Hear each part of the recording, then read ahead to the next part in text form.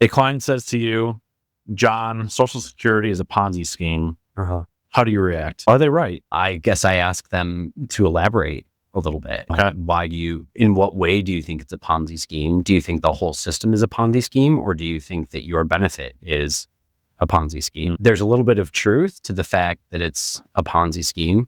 In the truest sense of a Ponzi scheme, you take money from new investors and give it to the people that are cashing out. In all seriousness, that question, or the motivation behind that question, is something that I'm sure you've heard before, that I deal with every once in a while. It's not always like a formal client. It might just be you're in a normal social setting and people are upset that they're paying into Social Security and they refer to it as a Ponzi scheme, or they think that it should be whatever. They do the math on it. They say, if I pay in 6.2% for 30 years, I would have been better off putting that into my 401k or another investment. The system's broken in that sense, but that's not really a genuine argument, because there's a lot of things they're not considering. And for our audience and for you, but like, we have disability benefits, we have spousal benefits, survivor rights.